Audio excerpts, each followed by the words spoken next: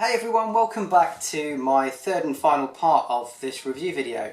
So I have been using my Google Pixel now for over a week, and I wanted to give you my impressions and my opinion on this particular phone compared to my iPhone experience. Now, I know there's lots of videos out there talking about the Pixel and comparing it to other Android devices, but I haven't got anything to compare it to because I'm a brand new Android user. As I said in my last videos, I've been using iPhones or iOS for over 10 years now, so my experience of Android is very minimal. I've never actually had an Android device, and I went from using an iPhone 6S, which was my old phone, to straight into using the Pixel. So this video is about my experience really, and as a new user to the Android operating system, I know lots of you out there may be thinking about switching from the iOS to Android, and you might be a little bit apprehensive, you might be a little bit worried, and you might kind of thinking, well, is this going to make a big difference to my experience? Am I going to hate the phone? Am I going to find it hard to use? And I just wanted to cover all these kind of main points and then show you actually differences in some of the main functions that you'll want to use going from an iPhone to the Android. I'm not an expert by any means. Like I said, I've been using this for a week, and I'm sure there's plenty of other people out there that know lots more about the Android interface than I do, but I just wanted to show you from a brand new user how you can use this device and the comparisons between them. So first of all, let's get into how my experience has been with the phone.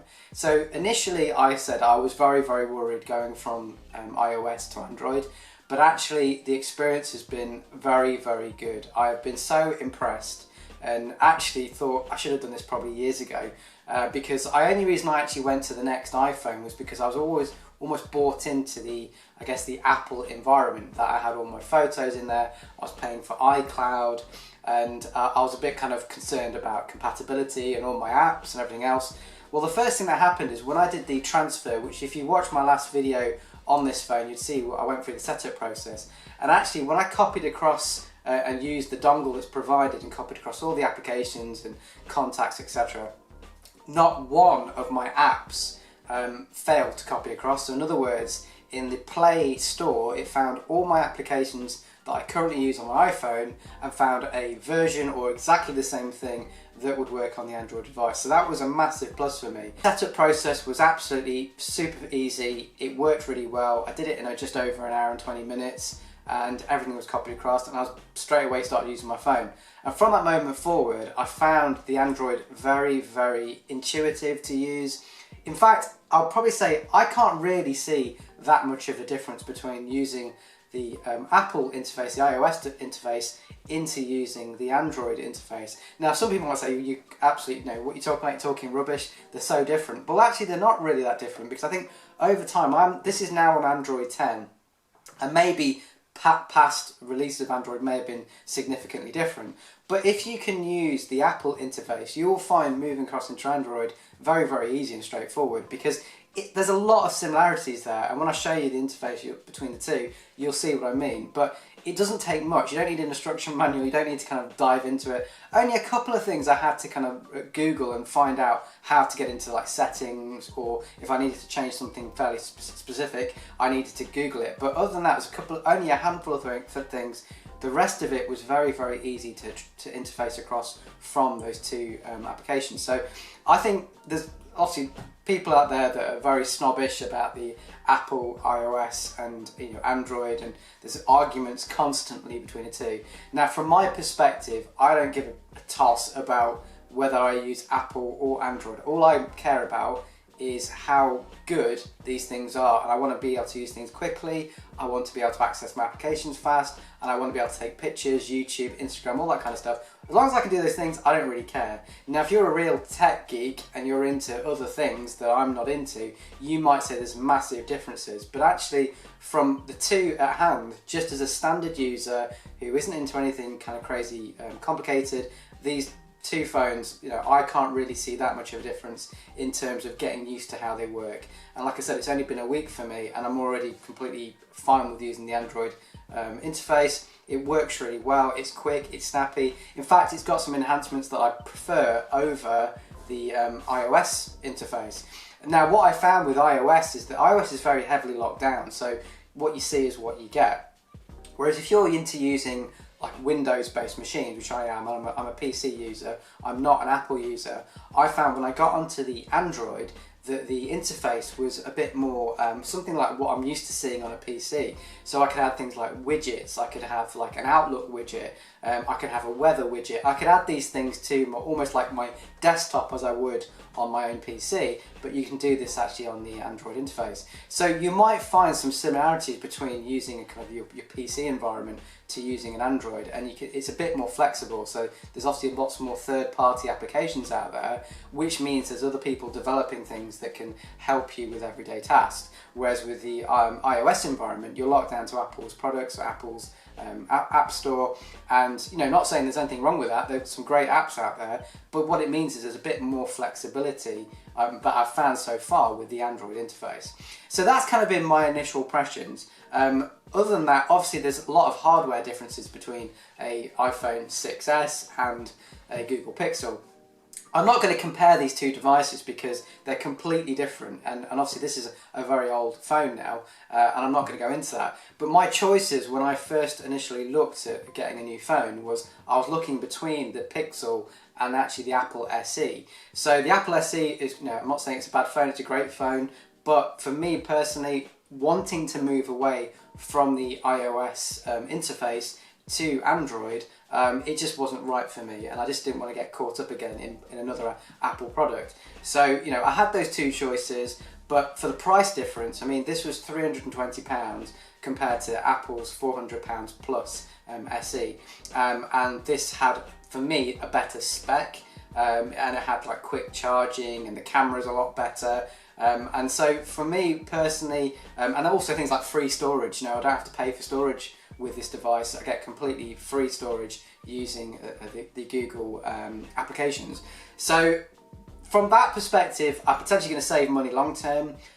From a hardware perspective, it's a fantastic device. It's very, very powerful. And from a user interface point of view, I've been able to move over into the Android interface very, very easily, and I haven't found it difficult at all. And I think if you're anyone out there that is worried about doing that, don't worry about it at all. What I'm going to show you next, I'm going to show you the differences between accessing your pictures and going on to things like Instagram and all that kind of basic stuff you do, and show you exactly how it works and some of the settings in here as well, so it kind of ease your mind if you are thinking about moving across. So let's get into the phones now. I'll show you what my kind of differences, and at the end I'll give you my overall opinion on the phone itself. Alright guys, so what I'm going to do now, I'm going to go through the differences between using iOS and using Android. So for those of you who are like in my position, brand new Android users, it's going to take some of the worry and concern out so you can see exactly what it looks like. And I said I'm a new user, so I don't know all the advanced functions, I just know the basics of what I need to do to get the phone to work and get the job done. So I'm just going to show you a couple of things on here. So for example, if I go into my iPhone, obviously the first thing, I can unlock this iPhone from using the front sensor. On the Android I have to use the rear sensor, or I have to unlock it using the swipe up. So there's like a double tap, I can swipe up, pop in my code, and I can unlock it that way. Very, very similar to the iPhone. And you'll notice on here, so you've got obviously standard iOS, you've got your applications, and you've got these kind of individual bucket areas where you can store apps that kind of, I guess, are similar. So I've got some for banking, for example. So if I go into my banking area, you can see I've got Halifax, Starling, all that kind of stuff. And very, very similarly, on the Android device, you can do something similar. But what you can also do within Android is that you can have these things up here called widgets. So widgets allow you to install different things that you might find useful on a daily basis. So I've actually got a weather widget, which gives me updates on my weather, which is great, which is exactly what I want. So you can have these widgets as well as these little applications that look very, very similar to what you see in iOS. So if I want to see all my applications, so at the moment I'm looking at my front screen, which is the things I've added to this front screen. But if I wanted to have the similar display to having everything that we can see, like I can see on my iPhone, then all I do is if I swipe up, I can see that I can see all the applications. So these are every single application I've got on my phone. And if I wanted to, say for example that I'm looking at this particular app, let's say Maps for example, if I wanted to have Maps on my front screen and add it as almost like a favourite really, all I do is I press it and hold it down, you'll see that I can move it onto this front screen, and there you go, and that's just moved. So you can see it's dead easy to move things onto the screen and add additional apps. So it's very, very similar the way it looks and feels to that. And then again, if I scroll over to the right hand side, I've got more apps, and I've even got a widget here for my inbox for my Outlook emails. So that's another nice useful widget, and I've got additional apps there going on there. So it is very, very similar to what you see on the iPhone. And again, if I went into my little banking area here, you see I've got a bunch of banking apps. Well, I've done something very similar on the front screen of my Android device. When I touch this little icon here that I've called banking, you can see in there I have to have Amazon, but I've also got all my banking apps as well. So the experience is very, very similar, and it's very, very easy to use. What's also nice on here, so if I wanted to go, for example, to use the internet on here, obviously I click on my Safari icon. Well, within the Android environment, I've got the Google search here. So I can simply touch it and click on there and do a search, or I can, use the actual Chrome icon and actually go into Google Chrome itself.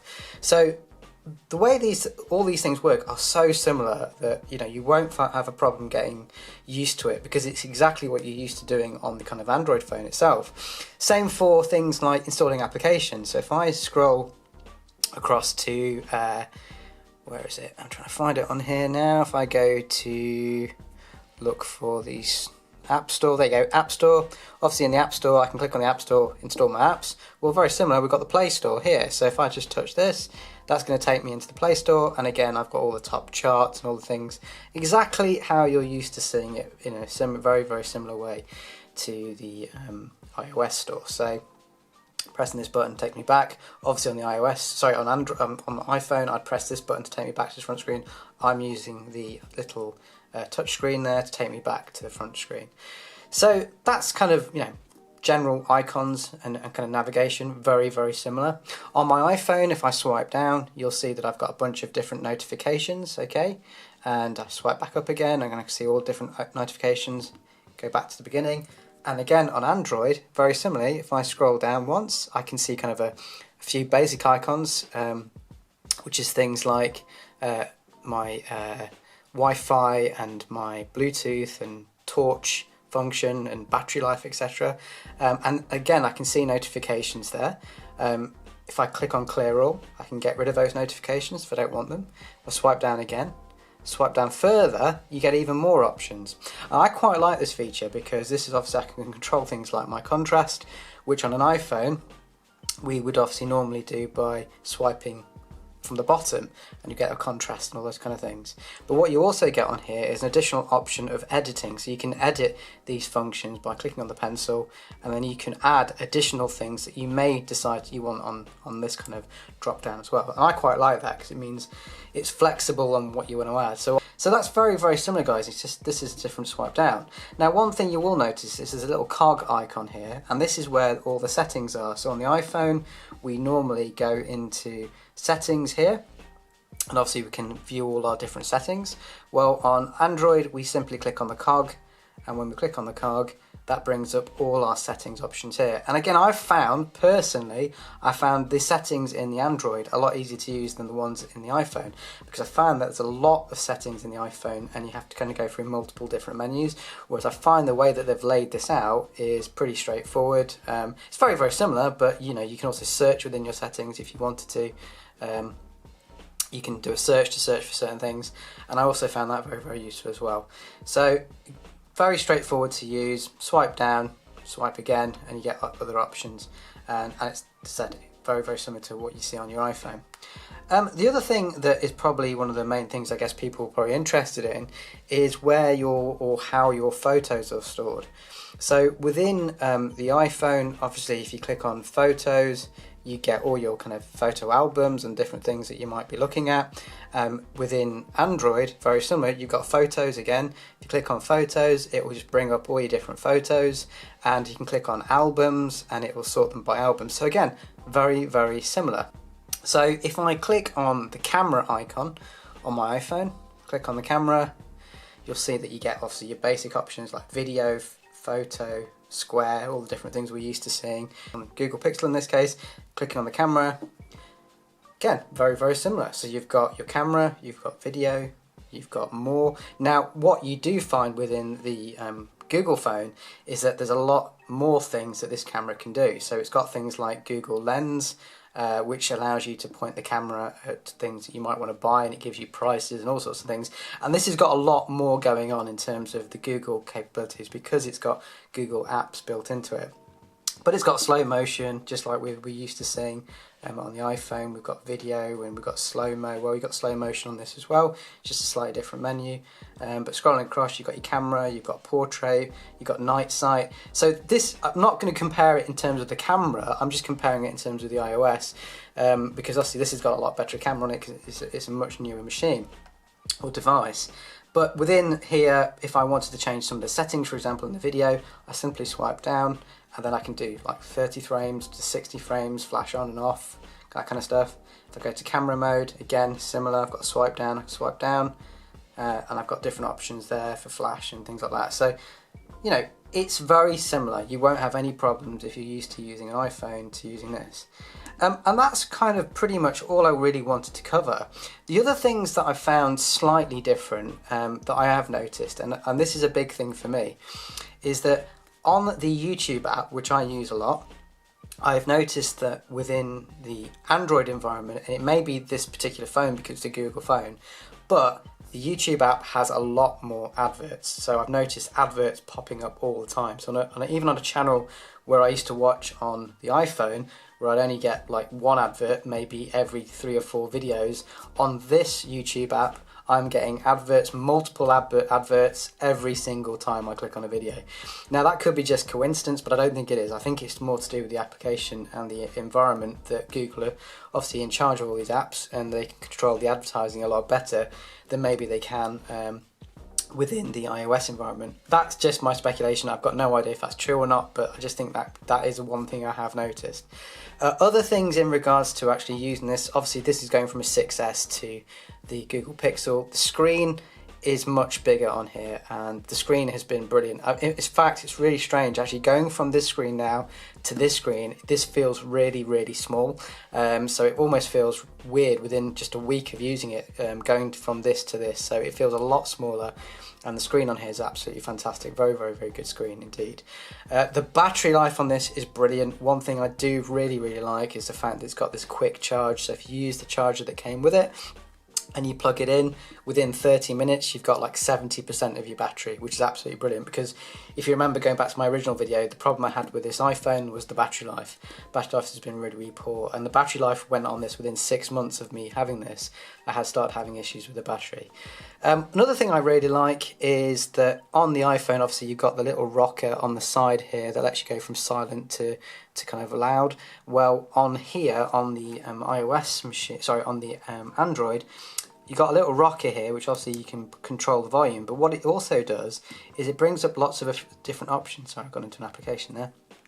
If I press the rocker again, you'll see that I can click on here, and then I've got much more finer control over the media volume, call volume, ring volume, and for me that again is quite important, especially when I'm at work.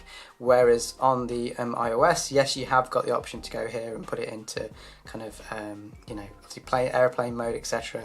But when you press the rocker, you don't get those options, whereas this you do. You get kind of more finer detail. If you want to take a screenshot, which is something a lot of us like to do, on the iPhone we obviously press the power button on the side and the home button, and that takes a screenshot.